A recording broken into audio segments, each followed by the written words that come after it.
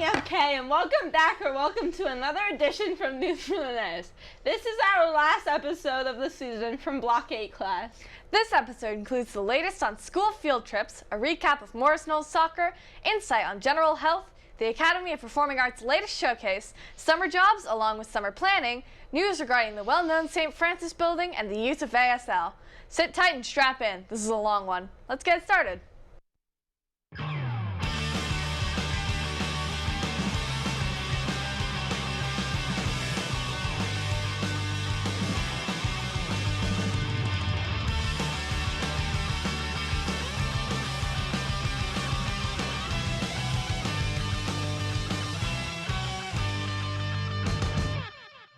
Have you noticed how many people have been going on field trips lately? What's up with that? I'm never gonna complain about time off from school. And there's actually a lot of good reasons to go on these trips. Here's Danny McGrath, who's done her homework on the school trips. After 3 years without field trips, the beloved activities are starting to return. In the past few months, more and more students have been going on field trips. Some examples are the music department going to Virginia, language students traveling internationally, and more. But these trips aren't just fun, they're valuable learning opportunities. In general, multiple studies have shown the value of field trips. A study from NEA said that students who go on field trips improve their performance and engage them in school. Learning from first-hand experience is invaluable to students, and field trips allow them to gain just that. They also give students opportunities they otherwise might not have access to, and give them experiences they might not think of by themselves. It also allows them to explore and find new things that interest them. Traveling also boosts the students' courage and builds self-reliance. It gives them freedom while still being in a safe, regulated environment. This helps broaden the students' understanding of the world around them and how to navigate it. Not only that, school trips are bonding opportunities. Spending time together outside of school can foster friendships, especially if the students already have an interest in whatever the trip is regarding. So in short, all of these field trips are not only exciting, but exceptionally valuable for the students. This has been Danny McGrath reporting for News from the Nest. Thanks, Danny. I've always loved field trips, and now I know how helpful they are. I love them even more. Who wouldn't guess that you can learn more out of school than in a classroom? I can't wait to go on more field trips next year. That was a very informative and interesting news story. Morris Knolls has a lot of sports, but the Nest wants to give a special shout out to its boys soccer team and its coach.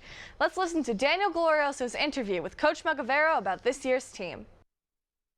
As I come to learn, Morris Knolls boys soccer has a great tradition for winning. Since 2010, the team has an overall record of 74 wins, 61 losses, and 11 ties. Today I have the privilege to interview Coach Magavero about his team. How long have you been coaching soccer? Daniel, I've been coaching Morris Knolls for 21 years, but I've actually been coaching over 35 years coaching soccer. It's just been a long time. Did you play soccer when you were a youth? Absolutely. I played when I was little, but I also played here at Morris Knolls. I graduated in the 1980s playing soccer from here. And then I went on to college and played and had a good time with it. When did you decide to coach soccer? When I was working an office job at a financial institution at Merrill Lynch, I realized that I wasn't happy, and I got called to be an assistant coach. And then from there I went on, I did it full-time after that. But I knew my calling was to get back and to be part of soccer as a full-time thing. What was your record last year? Last year we had 15 wins, 16 losses, so it was a real good season for us. Has Morris Knolls ever won a soccer championship? Yes, we did. We won a bunch. In the 80s, when I was a player, we won a county championship. But we also won 2017, we won the conference.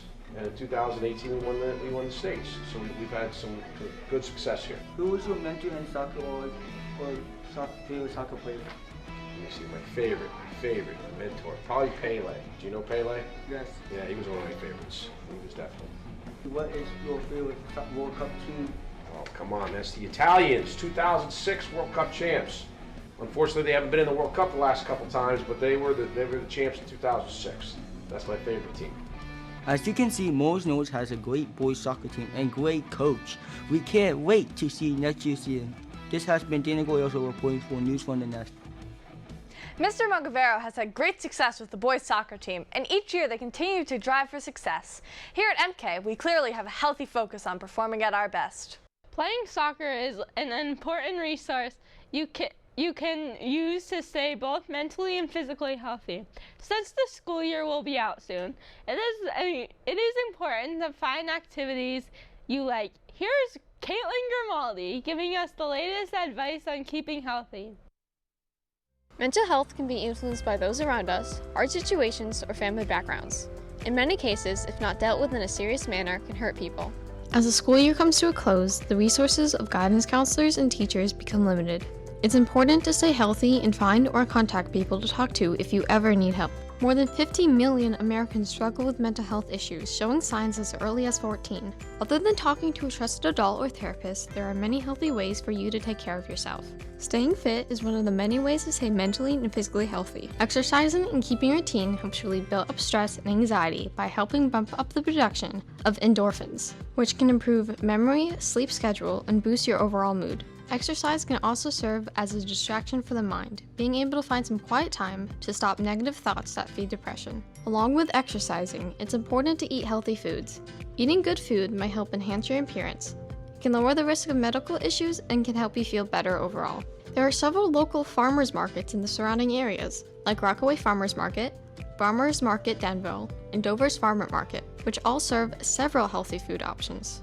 Along with eating and staying fit, keeping busy with activities you enjoy is also important.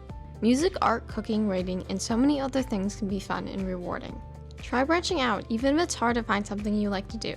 Maybe start with taking a class with a friend, or looking online for videos to get started. People who spend time with family and friends can also find healthier ways to cope with stress and trauma. In addition to trying to stay physically healthy and focusing on keeping yourself busy, another important thing to do is talk about your problems with friends and family, or even with a professional. Do this instead of seeking negative coping mechanisms, such as drug use, alcohol use, or even self-harm. A study by Mayo Clinic staff found that people who view their friends and family as support reported they feel an increased sense of belonging and purpose. Pets as well can help manage loneliness and depression by giving us compassion and helping us to find responsibility to caring for something. It is very important to keep your mind and body healthy. It never hurts to ask for help if you ever feel like you can't do it by yourself. The biggest thing is don't try to go through it alone if you're struggling. Ask for help. Don't be afraid to, because you'd be surprised how many people are actually asking for help. Remember to stay safe and happy in the hard times. Focus on the little moments. This has been Caitlin Grimaldi reporting for News from the Nest.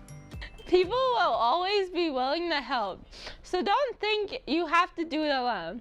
All it takes is a little hard work and help stay happy and healthy. Find something you enjoy and show off your talents next year. Speaking of talent, the Morris Knolls Academy of Performing Arts has dance, theater, and vocal programs that demonstrate the talents of students each year with different performances. They also end the year with the Capstone Showcase. Let's tune in to reporters Brianna Colley and Sydney Kassar to tell us more. At Morris Knolls, we have an Academy for Performing Arts. We have had this program for 5 years now, and it's grown tremendously. There are 3 sections that you can apply to. There is theater, vocal performance, and dance.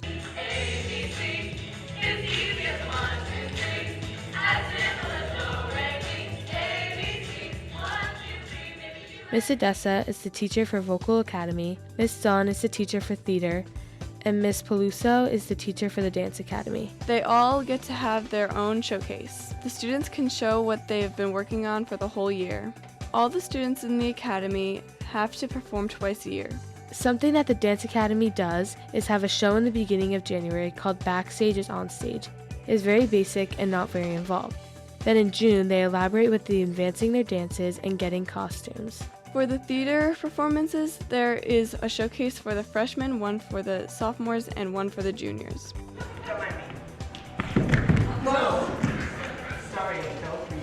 The juniors work with the vocal students and they put on their own musical.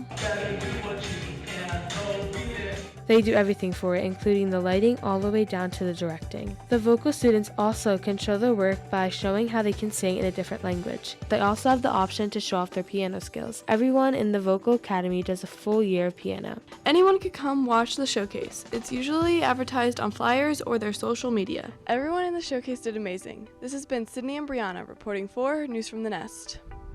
Thanks, Sydney and Brianna. I didn't know how much talent we have here at Morris Knolls. Putting on your own musical is very impressive and must take a lot of hard work. I'll be sure to check it out next year. Since next year is kind of far away, why not focus on what's going to happen sooner this month? Summer break. Summer is also known for being a relaxing time this year, but it can also be productive. With the start of break coming so soon, now is the perfect time to start looking for a summer job. But there's a lot you need to know before you starting working. Here with more information is reporter Danny McGrath. Do you want to start making your own money? Well then, you better start looking for a summer job. Working over the summer is a common experience for high schoolers, but there are many regulations regarding working conditions for minors, and those rules are going to change effective June 1st. To work currently, you need to stop by the guidance office and pick up working papers. These papers are then signed by an employer and guardian. Starting this summer, the job application process will be done through a digital database. Through this database, employers reach out to potential employees, and their guardians can either approve or deny the request. Minors are only allowed to work a certain number of hours in a day or week, and have a maximum amount of hours they can work without a break.